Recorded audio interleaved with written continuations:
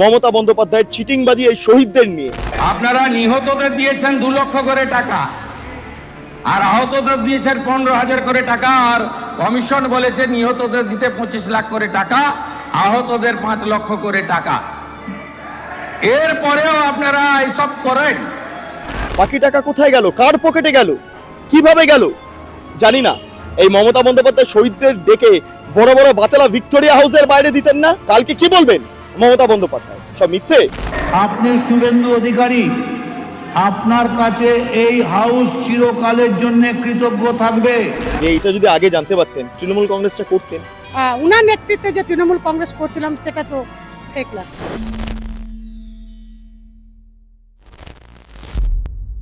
ছি মমতা বন্দ্যোপাধ্যায় ছি।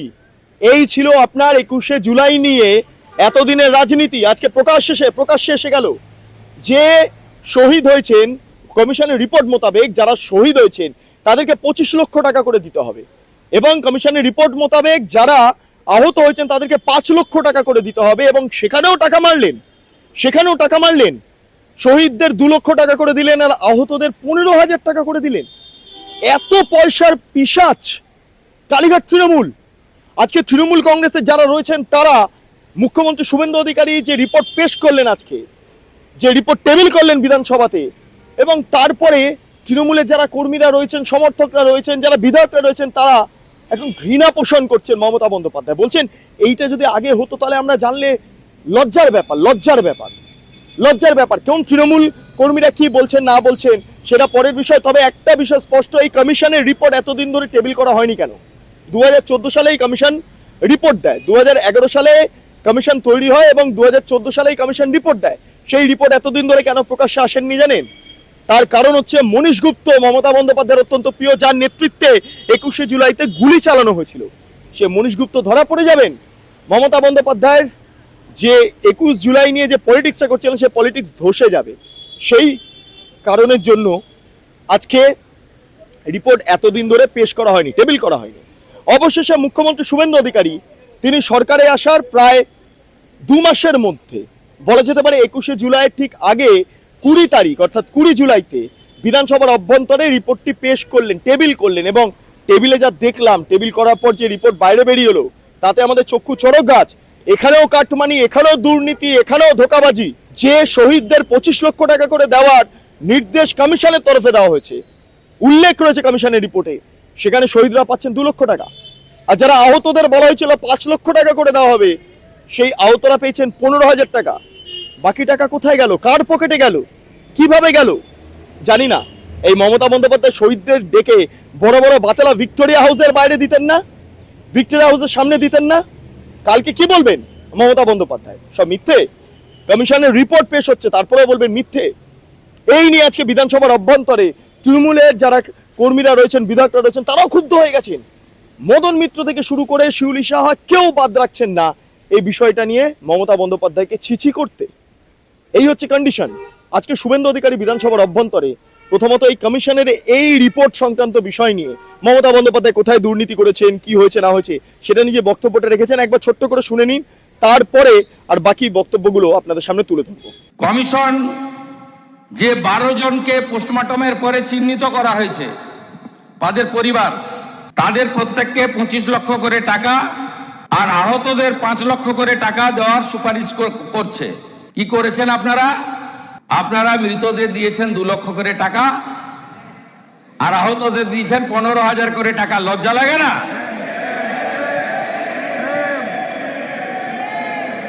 আপনারা নিহতদের দিয়েছেন 2 লক্ষ করে টাকা আর আহতদের দিয়েছেন 15,000 করে টাকা, আর কমিশন বলেছে নিহতদের দিতে 25 লাখ করে টাকা, আহতদের 5 লক্ষ করে টাকা। এরপরেও আপনারা এইসব করেন।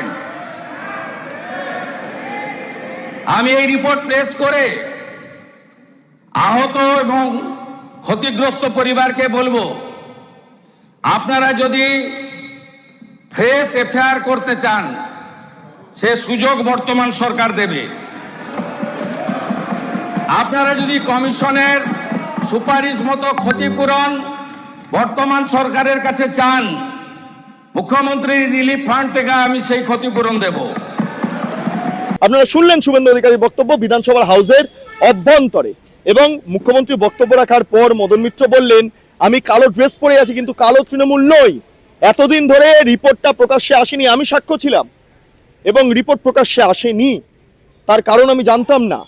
একটা শ্বেতপত্র প্রকাশ করুন, মুখ্যমন্ত্রীর কাছে অনুরোধ মদন মিত্রের। মদন মিত্র কি বললেন একবার শুনুন। আমি কালো তৃণমূল নই। আমি সবার আগে আপনাকে ধন্যবাদ জানাচ্ছি। আপনি শুভেন্দু অধিকারী, আপনার কাছে এই হাউস চিরকালের জন্য কৃতজ্ঞ থাকবে। তার কারণ আপনি একটা কবরস্থ ডেড বডিকে মাটির তলা থেকে খুঁড়ে নিয়েছে আবার প্রকাশ্যে বার করেছেন, যার গন্ধে গোটা পশ্চিমবঙ্গ একেবারে ভর্তি হয়ে যাবে। কেন চ্যাটার্জি কমিশনের রিপোর্ট বেরোয়নি, এর জবাব শুধু আপনি নয়, সারা পশ্চিম বাংলার কোটি কোটি মানুষ জানতে চায়। এবং যখন আপনি তুলেছেন, আপনি হোয়াইট পেপার বার করুন। আরেকটি অনুরোধ, যদি সরকারের পক্ষ থেকে একটা বিজ্ঞাপন বেরোয় এই ব্যাপারে কার কার কাছে কোনো রকম ইনফরমেশন থাকলে, জনগণ যদি সেই ইনফরমেশনগুলো গভর্নমেন্টকে দেন, গভর্নমেন্ট সেগুলো বিচার করে সাদরে গ্রহণ করবেন। আমরা চাই বিচার হোক, কারণ আমিও সাক্ষ্য দিয়েছিলাম, আমিও জানতে পারলাম না আমার বিচারটা কি হলো। আপনারা শুনলেন মদন মিত্রের বক্তব্য। এবার আসা যাক সাক্ষ্যতে কারা কারা ছিলেন, কাদেরকে সাক্ষ্য হিসেবে ডাকা হয়েছিল। আমার কাছে এই মুহূর্তে যে তালিকা এসছে বা যেই তালিকা শুভেন্দু অধিকারী পাঠ করেছেন বিধানসভার ভেতরে, তার মধ্যে প্রাক্তন মুখ্যমন্ত্রী বুদ্ধদেব ভট্টাচার্য থেকে শুরু করে অনিন্দ জানা থেকে শুরু করে আর কি বলবো, মানে কতগুলো নাম আমি পরপর আপনাদের বলছি, তাতে করে আপনাদের সুবিধা হবে। বুদ্ধদেব ভট্টাচার্য, এন কৃষ্ণমূর্তি, মনীষ গুপ্ত, তুষারকান্তি তালুকদার, কানওয়াল সিং, দীনেশ চন্দ্র বাজপেয়ী সহ প্রমুখ। এর পাশাপাশি বর্তমান যিনি বামফ্রন্ট চেয়ারম্যান বিমান বসু, বিশ্বনাথ চৌধুরী, কিরণময় নন্দ, শোভনদেব চট্টোপাধ্যায়, মদন মিত্র, সৌগত রায়, অনিন্দ জানা। মোট যেটা জানতে পারছি 44 জনকে কমিশন ডেকেছিল, কিন্তু কমিশন একজনকে ডাকেনি এবং একজন যেতেও চাননি। তিনি কে? রাজ্যের প্রাক্তন মুখ্যমন্ত্রী মমতা বন্দ্যোপাধ্যায়। সবচেয়ে বড় যিনি সাক্ষী হিসেবে নিজেকে দাবি করেন, প্রাক্তন মুখ্যমন্ত্রী মমতা বন্দ্যোপাধ্যায়কে কমিশন ডাকার প্রয়োজন মনে করেনি। হয়তো আলাদা করে বলে দিয়েছিলেন যে আমাকে ডাকবেন না। কেন তিনি কমিশনের কোনো ডাকে সাড়া দেননি বা যেতে চাননি বা কমিশন তলব করেনি? প্রভাব খাটিয়েছিলেন। আজকের দিনে দাঁড়িয়ে শুভেন্দু অধিকারী বিধানসভায় বলার পর আমরা যারা সাংবাদিকরা রয়েছি তারা শুভেন্দু অধিকারী অর্থাৎ মুখ্যমন্ত্রীর যে করিডোর, সেখানে তাকে আমরা বাইটের জন্য আমরা বলি এবং তিনি বাইট দিয়েছেন, প্রায় 4 মিনিটের একটি বাইট। শুনুন কি বললেন মুখ্যমন্ত্রী শুভেন্দু অধিকারী। শহীদ পরিবারের প্রতি তার উদাসীনতা, উন্নাসিকতা, নইলে কেউ এরকম অপরাধ করে 25 লক্ষ টাকা কমিশন দেওয়ার পরে তাদেরকে 2 লক্ষ টাকা দিয়েছে, 5 লক্ষ টাকা আহতদের দেওয়ার কথা বলেছে, 15,000 টাকা দিয়েছে। আপনি ভাবতে পারেন, যার উপরে দাঁড়িয়ে বাৎসরিক ডিম্বাদ উৎসবে পরিণত করেছে, সেই যারা আত্মবলিদান দিলেন তাদের প্রতি এই অবিচার, তাও একটা কমিশনের রেকমেন্ডেশন, এটা ছাড়া আপনি কি বলবেন? তো অপরাধ। দ্বিতীয়ত হচ্ছে, সুশান্ত চ্যাটার্জি নিজে বলছেন তার রিপোর্টে যে কোনো তথ্য আমাকে দেওয়া হয়নি রাইটার্স থেকে। আমি যদি মুখ্যমন্ত্রী হয়ে বিগত সরকারের সব তথ্যের কাস্টোডিয়ান, আমি যে কেউ আরটিআইয়ের মধ্যে দিয়ে চাইলে পেতে পারে, আমরা মনে করলে প্রকাশ করতে পারি। কোনো হাইকোর্ট সুপ্রিম কোর্ট যদি তদন্ত করে রিপোর্ট চায়, আমি দিতে বাধ্য। যদি খুঁজে না পাওয়া যায়, তৎকালীন যে দায়িত্বে ছিলে তার বিরুদ্ধে এফআইআর করতে আমি বাধ্য।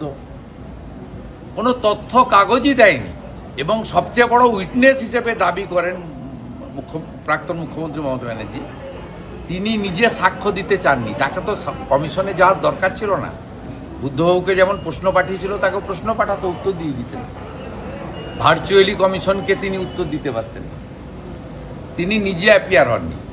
আর সবচেয়ে বড় প্রামাণ্য হচ্ছে, প্রয়াত পঙ্কজ বন্দ্যোপাধ্যায় বলেছেন যে আমাকে ডাকা সত্ত্বেও যাননি। 44 জন সাক্ষী গেছেন, একজন সাক্ষী ডিক্লাইন করেছেন যে আমি যাব না, কারণ আমি জানি এই কমিশন তৎকালীন স্বরাষ্ট্র সচিব এবং পুলিশের কিছু আধিকারিককে বাঁচানোর জন্য কাজ করছে। যারা পীড়িত এবং আহত, তারা যদি কমিশনের সুপারিশ মতো ক্ষতিপূরণও চায় আর নতুন করে এফআইআর করতে চায়, বর্তমান সরকার তাদের ওয়েলকাম করছে। তাহলে মমতা বন্দ্যোপাধ্যায় এখানেও টাকা মারলো শেষ এটা তো পর্যন্ত? নরেন্দ্র মোদীজি করে দেখিয়েছেন। 84 সালে শিখ দাঙ্গার বিচার তো উনি এসে দিয়েছেন 2014-তে। এটা তো নীতিশ কুমারজি করে দেখিয়েছেন। 96 সালে ভাগলপুর দাঙ্গা তো নীতিশ কুমারজি মুখ্যমন্ত্রী হওয়ার পরে দোষীরা সাজা পেয়েছে। সব সময় বলে না, সত্য অমর, সত্যের কোনো ক্ষয় নাই, সত্য চিরন্তন। সেই সত্যকে চাপাও দেওয়া যায় না। আজকে সত্যের উন্মোচন। বলছি তাহলে মমতা বন্দ্যোপাধ্যায় এখান দিয়েও টাকা মারলেন শেষ পর্যন্ত, মানে এটাও বাকি ছিল? এটা আমার মুখ থেকে না বলে, যে 12 জন চিহ্নিত হয়েছে, শনাক্ত হয়েছে, একটা দুটো বডি মনে হয় শনাক্ত হয়নি, তাদের পরিবারের কাছ থেকে জানলেই ভালো, যদি তারা বলতে চান। আমি যা বলেছি সুশান্ত চ্যাটার্জির রেকমেন্ডেশন এবং implementation, as a chief minister house চললে বাইরে বলা যায় না, হাউসে বলেছি। পরিবার আপনাকে সমর্থন জানাচ্ছে? দিয়ে দিয়েছি, যে সদস্য চাইবে অ্যাপ্লিকেশন করে কপি ফটোকপি। লুকিয়ে রাখার কারণটা কাল ভিক্টোরিয়ার সামনে যিনি আসবেন তাকে জিজ্ঞেস করলেই বলতে পারবেন। আপনারা শুনলেন। এবার ঘটনাটা হলো, মুখ্যমন্ত্রী শহীদদের প্রতি সম্মান জানালেন তার বক্তব্যের শেষে। বিধানসভার অভ্যন্তরে, কক্ষের অভ্যন্তরে বক্তব্যের শেষে মুখ্যমন্ত্রী শহীদদের সম্মান জানালেন, কিন্তু তার আগের মুহূর্ত পর্যন্ত আজকে যা ঘটলো, যা আমরা দেখলাম, চাক্ষুষ করলাম, তাতে একটা বিষয় স্পষ্ট, এখানেও মমতা বন্দ্যোপাধ্যায় টাকা লুটেছেন। যে তৃণমূল কংগ্রেস, কালীঘাটের তৃণমূল যে টাকা লুটছে এই প্রসঙ্গটা বারবার উঠে আসতো।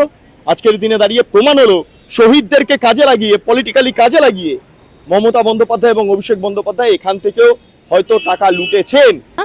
কিন্তু কমিশনের যে রিপোর্ট ছিল 25 লক্ষ টাকা করে দেওয়া যারা নিহত হয়েছেন এবং যারা আহত হয়েছেন 5 লক্ষ টাকা, তাহলে সেই রিপোর্ট প্লেস করে কেন সেই ক্ষতিপূর্ণ পরিবারের কাছে পৌঁছালো না? এবং সেই রিপোর্টই বা 15 বছরে কেন আমাদের কমিশনের রিপোর্ট আমাদের কাছে প্লেস করলেন না? আজকে যখন honourable chief minister Suvendu Adhikari মহাশয় উনি যখন এটা প্লেস করতে পারলেন, তাহলে 15 বছরে উনি কেন প্লেস করতে পারলেন না? মনীশ গুপ্ত ধরা পড়ে যাবে সেই কারণে এটা তো আমাদের কাছে, সাধারণ মানুষের কাছে একটা কোয়েশ্চেন মার্ক জাগবে। সাধারণ মানুষের কাছে একটা কোয়েশ্চেন জাগবে যে তাহলে 15 বছর ধরে কি ফেক? তাহলে আমরা শহীদ পরিবারকে সমবেদনা জানালাম এবং তাদের শহীদের প্রতি আমরা তর্পণ করলাম, তাহলে কি ফেক ছিল সেটা? এই প্রশ্নগুলো মানুষের কাছে জাগবে। শহীদ পরিবারের তো বিশ্বাস হারালেন তাহলে আপনারা? হ্যাঁ, নিশ্চয়ই। শহীদ পরিবারের প্রতি ওনার যে বিশ্বাস ছিল, বিশ্বাসযোগ্যতা ছিল, সেটা নিশ্চয়ই হারিয়েছেন। আমি শুভেন্দু অধিকারী মহাশয়কে অনুরোধ করব, উনি যখন কমিশনের রিপোর্ট প্লেস করেছেন, তাহলে এই ফাইল আবার পুনরায় রিওপেন হয়ে যারা যারা প্রকৃত অপরাধী তাদের শাস্তি। দিদি, মুখ্যমন্ত্রী বলছেন যে মুখ্যমন্ত্রী তহবিল থেকে 25 লক্ষ টাকা করে দেওয়া হবে শহীদ পরিবাররা যদি চান, এটাতে আপনারা সহমত পোষণ করছেন? নিশ্চয়ই, শহীদ পরিবার যদি চান এবং কমিশনের যদি রিপোর্টে সেটা বলা হয়ে থাকে, উনি বলছেন এটা বলা আছে এবং অনারেবল সিএম সেটা দিতে চাইছেন, তাহলে এটা তো ভালোর খবর যে উনি সেই কমিশনের রিপোর্টকে রেসপেক্ট করে তাদের সেই পরিবারের পাশে দাঁড়াতে চাইছেন। আমার শেষ প্রশ্ন, যে এটা যদি আগে জানতে পারতেন তৃণমূল কংগ্রেসটা করতেন? আজকের দিনে তো ফেক লাগছে। আজকের দিনে তো উনার নেতৃত্বে যে তৃণমূল কংগ্রেস করছিলাম সেটা তো ফেক লাগছে। ফেক? এটা মানে খুব খারাপ লাগছে, মানে আপনার আজকের দিনে খারাপ লাগছে। এটা ইস্যুকে কেন্দ্র করে এতদিন করা ঠিক হয়নি। আজকে যে কমিশনের রিপোর্ট শুনলাম তাতে মর্মাহত, দুঃখিত, ব্যথিত যে এরকমও হয়, শহীদ পরিবারের সঙ্গে এরকম করা যায়। হ্যাঁ, যেখানে কমিশন সুপারিশ করেছিল 25 লক্ষ করে টাকা দেওয়ার জন্য, সেটা কি শহীদ পরিবার পেয়েছে? এবং সুপারিশ কারা জড়িত আছে, কারা শহীদ করলো, তাদের নাম প্রকাশ হয়নি। সেহেতু সেই রিপোর্টের ভিত্তিতে মনে করি যে শহীদ পরিবারের সঙ্গে মানে সুবিচার করা হয়নি। কারণ কমিশনের রিপোর্ট মোতাবেক 25 লক্ষ টাকার পরিবর্তে 23 লক্ষ টাকা বাদ দিয়ে নিহতদের দেওয়া হয় বা শহীদদের দেওয়া হয় 2 লক্ষ টাকা, আর অন্যদিকে দাঁড়িয়ে যারা আহত তাদের 5 লক্ষ টাকার পরিবর্তে দেওয়া হয় 15,000 টাকা। শুভেন্দু অধিকারী বলছেন আপনারা যদি নতুন করে এফআইআর করতে চান তাহলে করতে পারেন, রাজ্য সহায়তা করবে। পাশাপাশি আপনারা যদি ক্ষতিপূরণ চান তাহলে মুখ্যমন্ত্রীর যে তহবিল রয়েছে, আবারও বলছি মুখ্যমন্ত্রীর তহবিল, সেখান থেকে 25 লক্ষ টাকা করে শহীদদের দেওয়া হবে। এরপরও কি আগামীকাল মমতা বন্দ্যোপাধ্যায় প্রত্যাশা করবেন যে শহীদরা মমতা বন্দ্যোপাধ্যায়ের মঞ্চে যাবেন? প্রত্যাশা করবেন? আগামীকাল কি হয় না হয় দেখার বিষয়। তবে এই মুহূর্তে দাঁড়িয়ে শহীদ পরিবারের সদস্যরা তারা একটাই কথা বলছেন যে মুখ্যমন্ত্রীর এই বক্তব্যতে তারা আশ্বস্ত, তারা খুশি এবং তারা চান একটা শ্বেতপত্র প্রকাশ করা হোক ডিটেল সমস্ত কিছু বাইরে আনা হোক, এবং তার পাশাপাশি কেন এতদিন ধরে কমিশন এই রিপোর্ট বাইরে আনেনি সেটা প্রকাশ্যে আনা হোক।